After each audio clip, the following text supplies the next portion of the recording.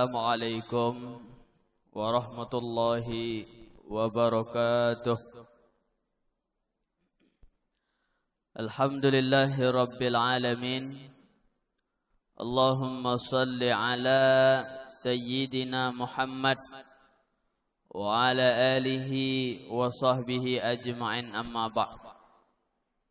Segala puji syukur bagi Allah Subhanahu wa taala. Salawat dan salam bagi Rasulullah sallallahu alaihi wasallam. Bapak Ibu para jemaah sekalian yang dirahmati Allah Subhanahu wa taala.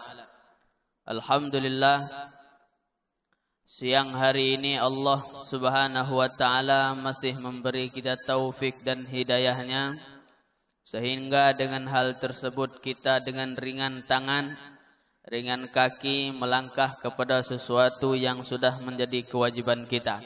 Mudah-mudahan kita senantiasa dalam taat kepada Allah Subhanahu wa taala. Amin ya rabbal alamin. Para jemaah sekalian yang dirahmati Allah Subhanahu wa taala. Di bulan suci Ramadan, salah satu yang sunnah di bulan suci Ramadan adalah memperbanyak membaca Al-Quran. Karena disampaikan yang bahwa Ramadan itu syahrul Quran. Ramadan itu adalah bulannya Al-Quran. Yang pertama bulan di mana Al-Quran diturunkan. InsyaAllah nanti kita memperingati nuzulul Quran, yaitu malam 17 daripada Ramadan. Maka oleh karena itu, di bulan suci Ramadan ini hendaknya kita memperbanyak membaca Al-Quran. Mengingat bahawa di bulan suci Ramadan yang pertama adalah bulannya Al-Quran. Yang kedua di bulan Ramadan ini adalah pahala berlipat ganda. Para jemaah sekalian yang dirahmati Allah, Al-Quran apabila kita baca di dalam salat, yaitu apabila kita baca Al-Quran di ketika berdiri di dalam salat, maka satu hurufnya pahala 100 kalau di luar Ramadan. Kalau kita bacanya duduk, maka satu hurufnya 50 di luar Ramadan. Kalau kita baca di luar salat, memakai wuduk, baca Al-Quran, pahalanya 25 satu huruf. Kalau tanpa wuduk, satu hurufnya yaitu 10. Maka dalam arti kata, kalau kita baca alif lam mim di dalam salat berdiri, maka pahalanya 300. Kalau kita bacanya duduk, maka pahalanya yaitu 150. Kalau di luar salat pakai wuduk, maka pahalanya 75. Kalau tidak pakai wuduk, pahalanya 30 alif lam mim. Itu di luar Ramadan. Kalau di dalam Ramadan, pahala ini dilipat 10 kali lipat, bahkan lebih. Akhirnya kita kali 10 kali lipat. Kalau di dalam Ramadan, berarti kita baca alif lam mim kali 1000, berarti 3000.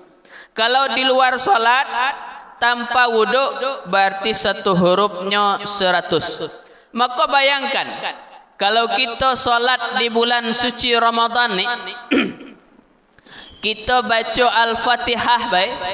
Huruf Al-Fatihah itu seluruhnya 138 kali 1000 satu huruf. Itu baru Al-Fatihah. Maka di bulan suci Ramadan kita ada tarawih, eloknya, bagusnya Al-Qurannya panjang dikit, ayatnya panjang dikit. Kalau mau sepakat ayatnya tu sejuz semalam. Macam mana bapak-bapak sepakat kita buat tarawih semalam sejuz? Kalau dah telok lagi tegak agak, itu masalahnya. Itu kalau di dalam solat. Tapi kalau di luar salat, berarti kali 100. Alif lam mim kita baca, maka 300 pahalanya kalau di dalam bulan suci Ramadan. Kalau kita hatam kita 30 juz di bulan suci Ramadan tu, berapa yang kita dapat? Al-Quran 30 juz. Berapa surah? 114 surah. Berapa ayat? 6.616 ayat. Berapa huruf? 326.671 kali 100. Berapa kira-kira? Itu kalau kita hatam 100 dikali 326.671. Nah, itulah banyaknya pahala yang akan kita dapat kalau kita hatam Al-Quran di bulan suci Ramadan di luar solat tanpa wudu. Kalau kau pakai wudu, kali tadi satu huruf itu kalau di luar solat 25, kalau di dalam solat berarti 10 kali lipat, berarti 20 lebih. 20 lebih kali 200 lebih, 250 satu huruf. Itu keuntungan kalau kita membaca Al-Quran di bulan suci Ramadan. Oleh karena itu di bulan suci Ramadan ini jangan sia-siakan kesempatan yang diberikan oleh Allah Subhanahu wa taala. Karena masalah umur kau tak ada yang tahu. Tahun ni kita ada, tahun muka belum tentu ada. Hari ini kita ada, hari besok belum tentu ada. Jam kini kita ada, jam saat lagi tak ada tahu kita apakah kita masih ada di jam itu apa tidak. Maka oleh karena itu selagi diberi kesempatan oleh Allah, dibagi kesempatan umur, dibagi kesempatan sehat, ibadah, dibagi kesempatan oleh Allah beramal soleh, dibagi kesempatan oleh Allah baca Al-Quran. Iko masalahnya kita kadang ni semakin tua semakin jadi dak di luar masjid sibuk nguta, dalam masjid nguta juga. Tak di dalam Ramadan, di luar Ramadan sama juga. Coba tengok kita. Sudah solat fardu, sudah solat sunnah kita, ini sibuk kumpul. Bukan pun nak nyalah dak, tapi kita berfikir dengan umur yang ada pada kita ni. Kata Allah malu dikit dengan uban tu. Karena uban tu tanda kita nak mati. Malu dikit dengan uban. Ikut tak selesai solat. Cuba kalau seandainya kita yang lah tua-tua kok selesai solat, selesai puasa sunnah, puasa segala macam, ambil Al-Quran, terbaca sehalaman Allahu Akbar, terbaca sehalaman sayat 2 ayat Alhamdulillah. Karena dengan wasilah itu kita akan mendapat nikmatnya macam mana membaca Al-Quran.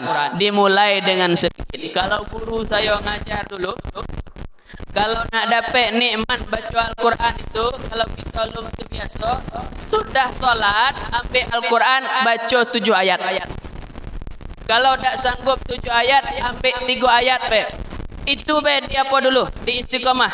Lama-lama kaget. Dia ni Al-Quran ni nagih.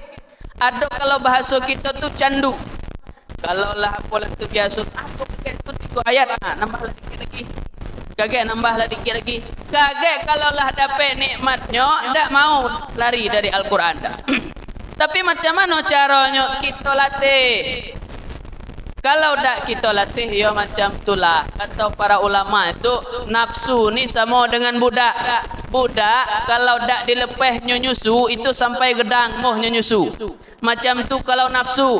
Nafsu ni kalau tak dipaksa kepada baik, mau banyak nurut kepada yang tidak baik.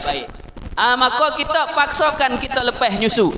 Supaya apa? Supaya kita terbiasa dalam kebaikan. Didik diri kita dalam kebaikan. Mudah-mudahan Allah beri kita taufik hidayah. Amin ya rabbal alamin. Sekian. Wabillahi taufik wal hidayah. Assalamualaikum warahmatullahi wabarakatuh.